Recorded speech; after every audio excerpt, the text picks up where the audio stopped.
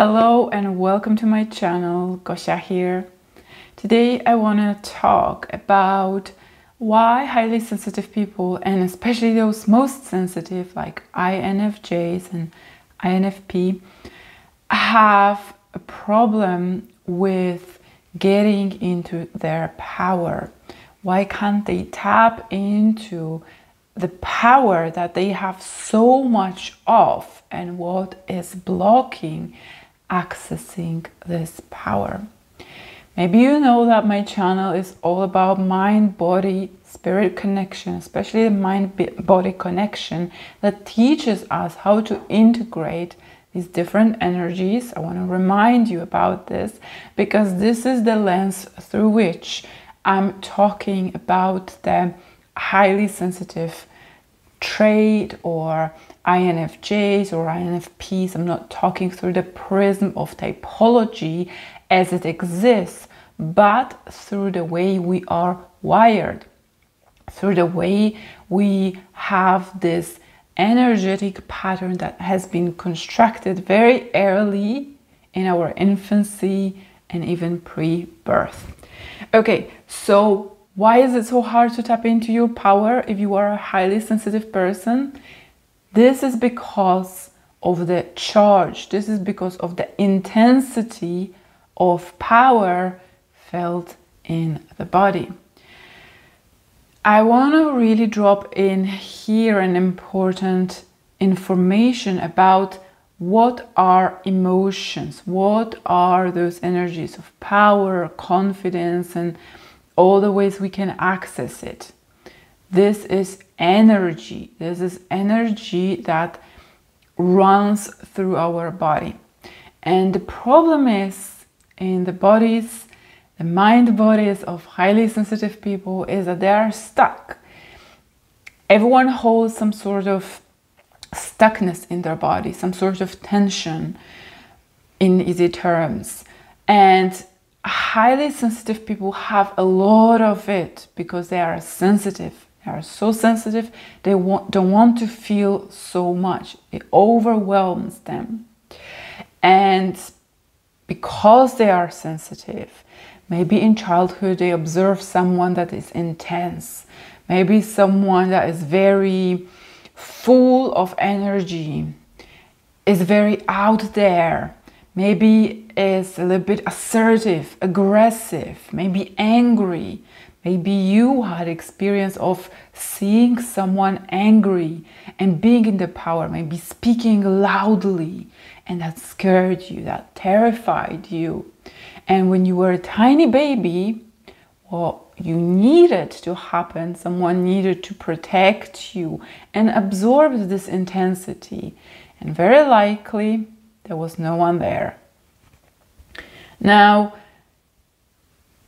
in the experience of virtually all the INFJ I know, including my own and most of highly sensitive people, there is this, I don't want to say neglect, because parents can be there. They are very loving parents, but it's never enough. On one side, it could be parents that try their best to take care of you, but they're just humans. They're imperfect. They don't have all the time. They cannot run to hold and cuddle you whenever you cry. And, you know, we get scared a lot.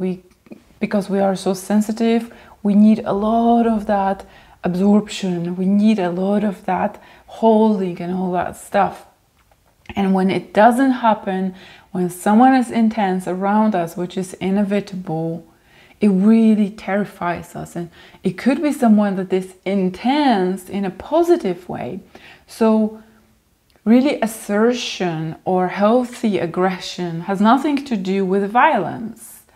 When someone is really out there going for what they want and need, or being extroverted in some way that might have overwhelmed you, and you blocked the flow of this energy inside your body, right? So now everything that is too much out there, it might terrify you as well, might overwhelm you. What happens now when you see that energy you know, outside of yourself, so in other people, you might want to like stay away from that. It might just be too much. That's why, you know, highly sensitive people prefer to be amongst other people whose energy is more subdued, whose energy is not so flamboyant, is not so big, is not so in your face, right?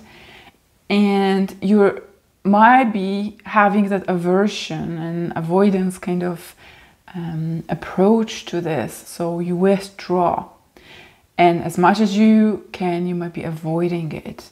So naturally, doing that for yourself, it would be super hard to run that energy and exude that energy from within. It is inside of you though, because it never got to flow. It never got to be used.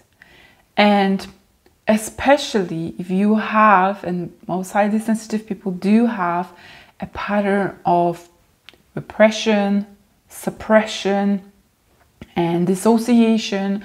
So keeping all the emotions in. When something happens, they go into their head. They have this delayed reaction to emotions. It makes it impossible to really process things when it needs to be processed. I'll give you an example.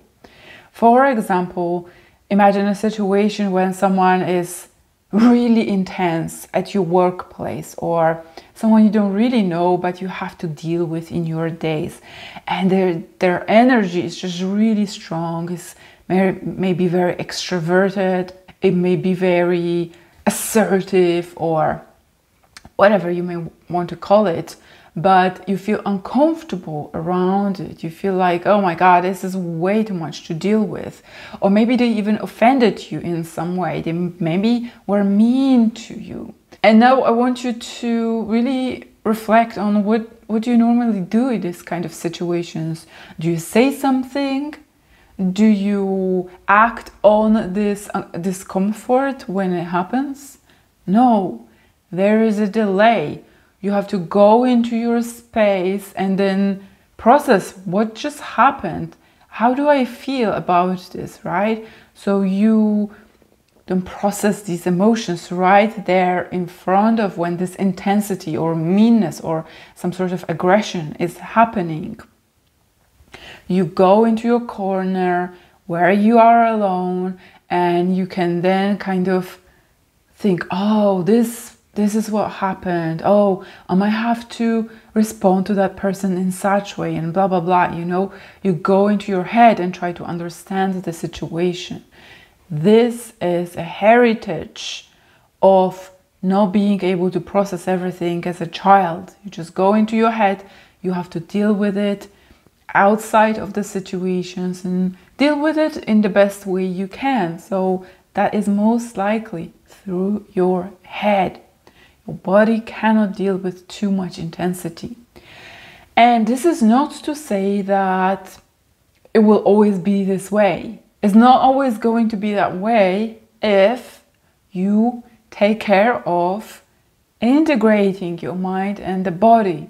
And for as long as you just do the old thing, you go into your head, or you disassociate, you disappear, and you allow everything to happen around you, for as long, you will not be able to process all these energies, and therefore not be able to tap into your own power, the good power, the power of confidence, the power of standing up for yourself and, you know, setting boundaries. This is the reason why we can't set boundaries when we are disembodied, when we are not accessing the power that is dormant.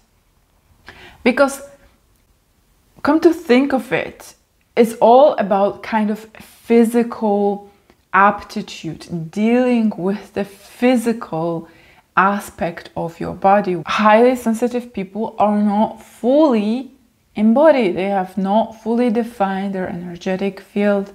It's just a bit transparent, it's see-through, it leaks through, and that's why it's really hard to set boundaries, because they require connection to your physicality, to your physical aspect. Now, let me summarize this all, because it might be a lot of information to happen all in one go. And I want you to really get with some clarity. Why is it so impossible or hard to tap into your power? First of all, you might have tried a lot of head-based tactics to do that. Maybe you are trying to work on your mindset. This is awesome. You can definitely do a lot with that. Trying to work on your traumas and old patterns of behaviors, like something you developed from childhood.